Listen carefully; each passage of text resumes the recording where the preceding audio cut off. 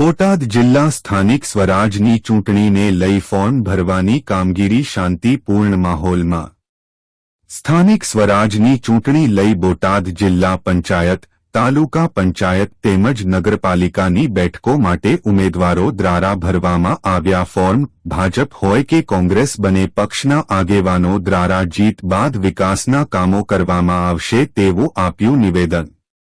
ભાજપ કોંગ્રેસ દ્વારા સ્થાનિક સ્વરાજની ચૂંટણીમાં જીતના દાવા કરવામાં આવ્યા।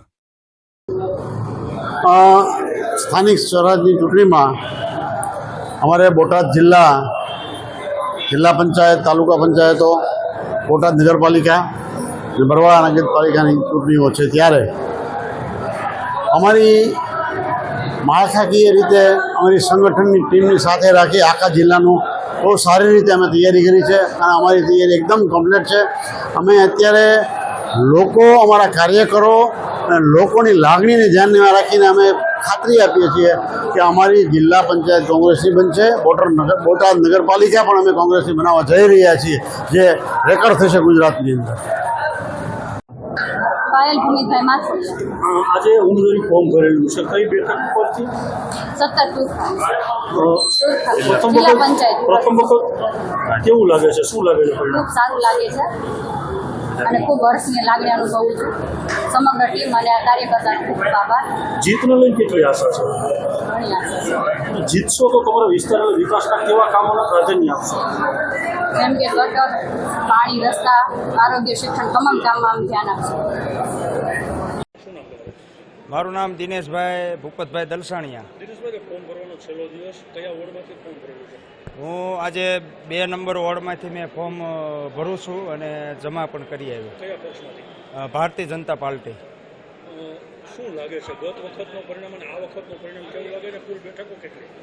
અમારે બોટાદ નગરપાલિકામાં 44 બેઠકો છે, પણ ફૂલ જોશમાં જે અખિલ ઓળખોરે 41 બેઠક હતી, પણ એનાથી પણ વધારે અમે લાવશું એવી આશા અને બધાનો ઉત્સાહ અને બધું છે। શું કારણથી લોકો ભારતીય જનતા પાર્ટીને મત આપશે? મત ખબર જ છે કે બોટાદની અંદર રોડ, રસ્તા, ગટર, પાણી, લાઇટ, જે કાંઈ નાની મોટી સુવિધા અને કાર્યકર ઘર ઘર સુધી કે નાના માણસોને જે કંઈ સુવિધા હોય, નાનું જે કંઈ ગમે કામ હોય તો પણ એ ભારતીય જનતા પાર્ટીના કાર્યકરો ઘરે ઘરે જઈ અને એને જે સરકારની જે કાંઈ સેવા છે ને એ બધી અપાવરાવે છે। તમે લોકો મતદારો પાસે જશો મત લેવા માટે, કયા મુદ્દાઓને ધ્યાનમાં રાખશો? બસ વિકાસ, જે બોટાદમાં જે જરૂરિયાત છે એ વિકાસના કામો કર્યા છે અને લોકોને જે ઘરથી માંડીને જે કાંઈ સુવિધા અપાવરાવી છે એ બધે અમે કહીશું। દિનેશભાઈ, ગત ટર્મમાં કેવા કામો છે અને આગામી દિવસમાં કેવા કામોની જરૂરિયાત?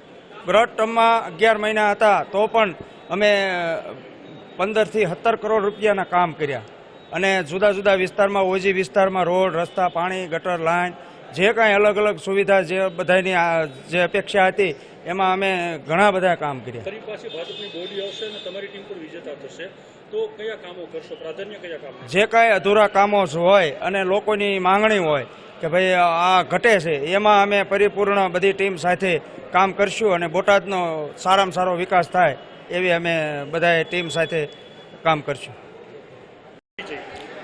મારું નામ ડેરવાળિયા પ્રવીણભાઈ ઠાકરજીભાઈ છે અને હું બોટાદ શહેર કોંગ્રેસ પ્રમુખ છું। બોટાદ નગરપાલિકાની ચૂંટણીના જે ફોર્મ ભરવાનો અંતિમ દિવસ, કુલ બેઠકો કેટલી અને કેટલા ઉમેદવારો ફોર્મ ભરશે? અહીંયા 11 વોર્ડ છે અને 44 બેઠક છે, એમાં 44 બેઠકમાં અમારા કોંગ્રેસના પ્રતિનિધિ લડશે। ગઈ વખતે 44માંથી કોંગ્રેસની કેટલી બેઠક ઉપર વિજય હતો? અમારે આમ મુદલ 4 બેઠક ઉપર વિજય હતો, પણ આ ભાજપની કિન્નાખોરીથી અમારી પાસેથી 1 સીટ છીનવી લીધી અને અમારી પાસે 3 હતી। આ વખતે 44માંથી કેટલી બેઠક જીતશે? અમારે અનુસંધાનમાં અમે 3 નંબર, 4 નંબર, 5 નંબર, 9 અને 10 અમે 5 સીટો જીત્યું, એટલે 20 બેઠકો અમારે શક્યતા છે અને પબ્લિક અમારી ઉપર વિશ્વાસ કરશે। શું કારણથી ગઈ વખત કરતાં કોંગ્રેસની સીટોમાં વધારો થશે? આ ભાજપનો ભ્રષ્ટાચાર છે અને રોડ, રસ્તા, મોંઘવારી, આ ગેસના બાટલા, આ બધી પરિસ્થિતિનો સામનો પબ્લિકને કરવો પડે છે, એટલે પબ્લિક રોષે છે અને અમારી ઉપર વિશ્વાસ કરીને અમને મત આપશે। તમારા સભ્યો જીતશે તો તમારા વિસ્તારના વિકાસના કામો કેવા થશે? અરે અમારા વિસ્તારના નહીં, અમારે તો બોટાદ આખાનો વિસ્તારનું વિચાર છે કે સારું કરશું એમ. પ્રવીણભાઈ 44 માંથી તમે કીધું કે 20 બેઠકો જીતશે, હા. 23 બેઠકો તો બોર્ડ બેસે તો લાગે છે કે આ વખતે કોંગ્રેસનું બોર્ડ નહીં બેસે? ના ના, એ તો પછી તો એમનામાં વંડીએ બેઠેલા હોય જ ને, તો અમે આવકારશું, ભાજપના લોકોને તમારામાં ભેળવી દેશો અમારામાં આવકારશું. અને બોર્ડ બેસે તમારું? હા.